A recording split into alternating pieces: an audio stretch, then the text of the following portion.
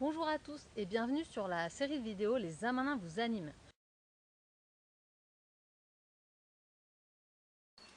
Salut! Bienvenue dans une nouvelle vidéo. Aujourd'hui, je vais vous apprendre comment on fabrique une maison à insectes. Parce qu'en fait, dans le jardin, même si on n'aime pas beaucoup les insectes, ils sont hyper importants pour le développement des plantes. Et puis même pour nous, si on veut avoir de bons fruits et de bons légumes cet été, il nous faut des insectes. Je vais vous montrer comment on fabrique une maison à forficule.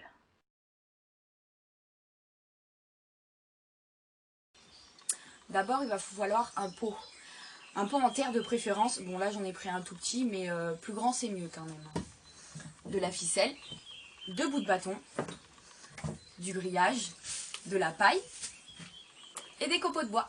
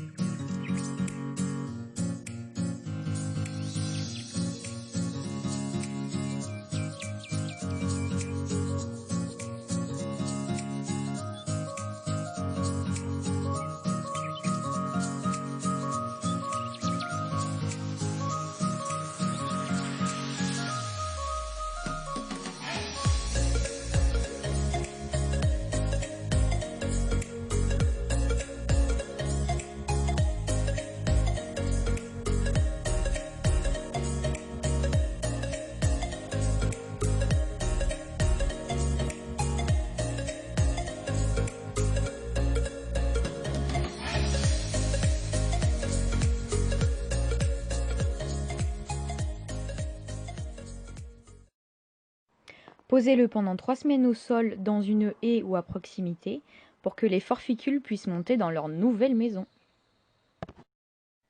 Il ne vous restera plus qu'à le suspendre à un arbre que vous voulez aider.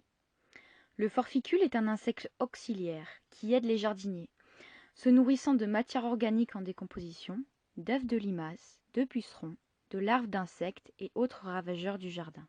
Veillez bien à changer votre nichoir de place une fois qu'il n'y a plus de pucerons sur vos arbres. Le forficule risquerait de s'attaquer à vos fruits, voire à vos bourgeons. Pour l'année suivante, n'oubliez pas de remplacer la litière de votre nichoir avant de recommencer l'opération. Est-ce que vous savez pourquoi on l'appelle le pince-oreille?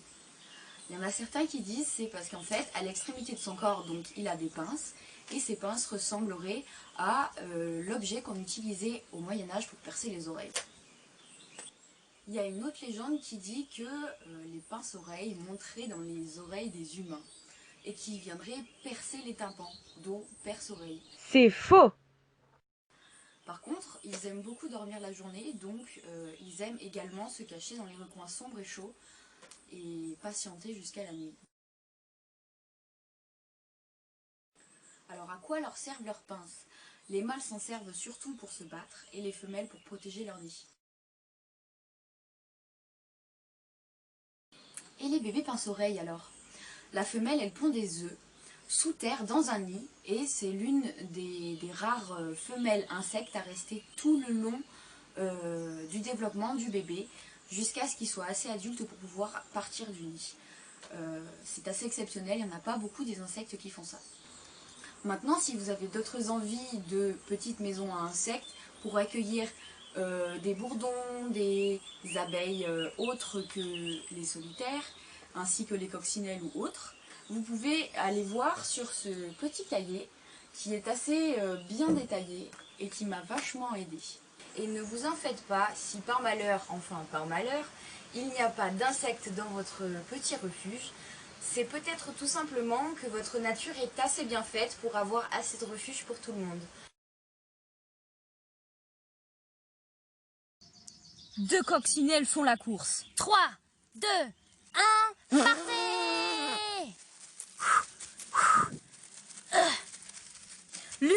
s'arrête et dit. Alors, que dit-elle? Réponse dans le prochain épisode.